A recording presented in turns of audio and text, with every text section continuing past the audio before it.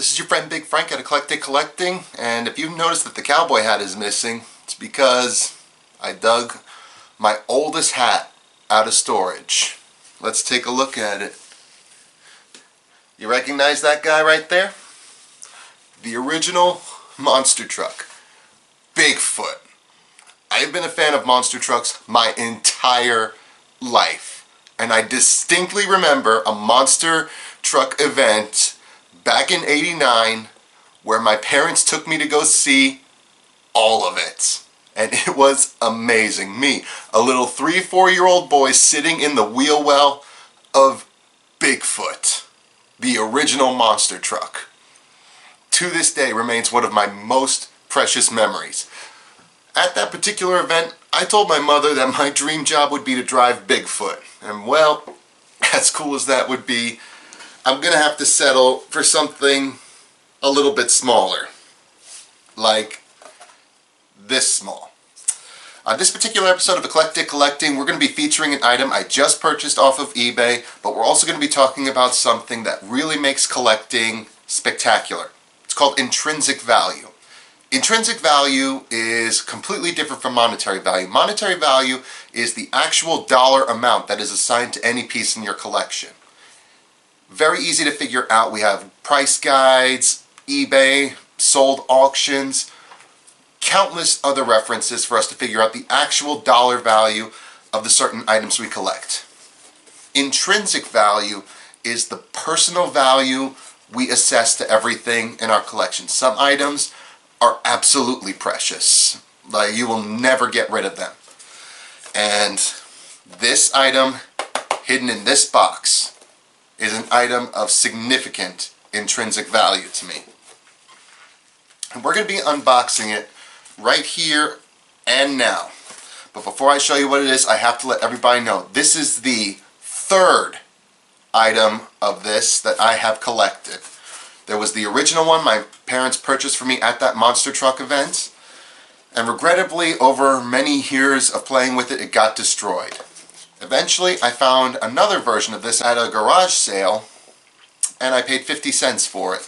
Regrettably, that one was destroyed in a flood. But let's unbox this, and we're going to take a look at what we... I am just so giddy to get this out of the box, because when I found this on eBay, I had to have it. Absolutely had to have it. Now this item right here, as I mentioned, very high intrinsic value, and the gentleman who sold it to me did a fantastic job of wrapping it up. Could you tell what it is? Well, if you were paying attention to the hat, you likely know what it is. And as you can see, it's pretty easy to figure out what it is. It's small, but it's for something big. It is. It is Bigfoot. Oh, this is in a much better condition than it looked in on eBay. I bought this off a man named Jeremy. He's in Minnesota. And I gotta tell you, the pictures you took, Jeremy, didn't do this little guy justice. But this, ladies and gentlemen, is a vintage Hot Wheels Supercharger Bigfoot 4x4 truck. I had the entire collection of this when I was a child. All of them. Bigfoot, this one, USA 1, there was Awesome Kong, Flying High, I think Carolina Crusher was in there. And just seeing and holding this little guy again brings back so many memories of playing in the basement. This little guy and his friends is responsible for the destruction of my Matchbox and my Hot Wheels cars, because I would take them into the garage, I would hit them with a hammer, I'd put them in my father's vice grip, and I would just flatten them so it would actually look like the monster truck was crushing the cars. Oh, so many memories. The intrinsic value is so high, and this is what collecting is all about. Finding your childhood memories and getting them back to you. Now, the price I paid for this guy is going to be a little bit steeper than you would expect. I paid $30 for him.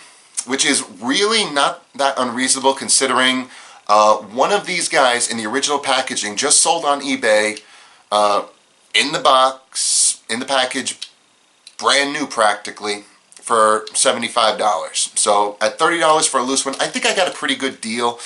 Chances are there were some of these that were out there that are a little bit cheaper, but the search didn't really turn up anything. And that's because these trucks are starting to get very rare, and there's a reason for that. The monster truck fad was hot in the 80s, continued on into the 90s, but by the turn of the millennium, monster trucks were starting to fade out of the public spot and really became a niche market. You know, they're still popular to this day. Bigfoot, the original monster truck owned by Bob Chandler out in Missouri, is still considered the king of the monster trucks, although I'm fairly certain Gravedigger has a significant claim on that title. Monster trucks were really cool back in the day, and they were merchandising powerhouses. And for me to have this little guy back in my collection is absolutely fantastic. Absolutely fantastic.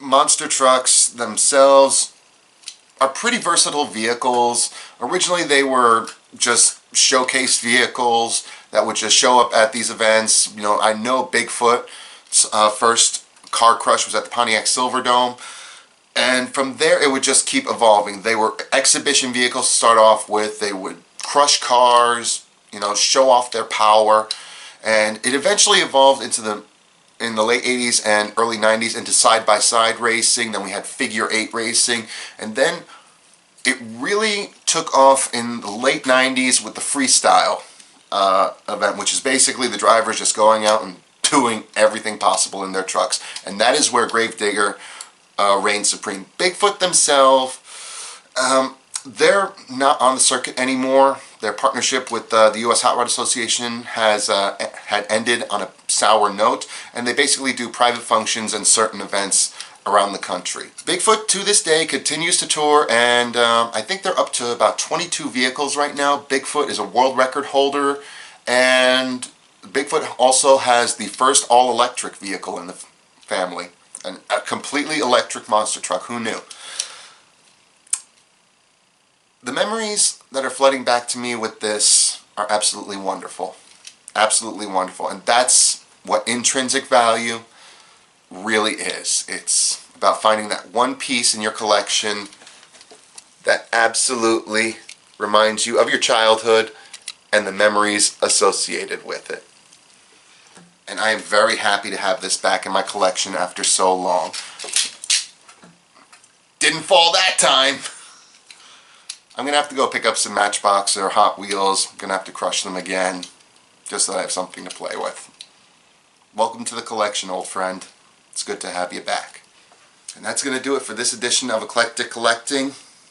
And before we sign off, I just want to remind everybody that you can collect to increase value, you can collect to be part of your childhood, but no matter what your methodology is, there's always going to be some intrinsic value in your collecting. There's always going to be those pieces that you're going to absolutely love and that are just going to bring you great joy. Happy collecting out there, everybody. And remember, if you're not collecting eclectic, you're not collecting at all.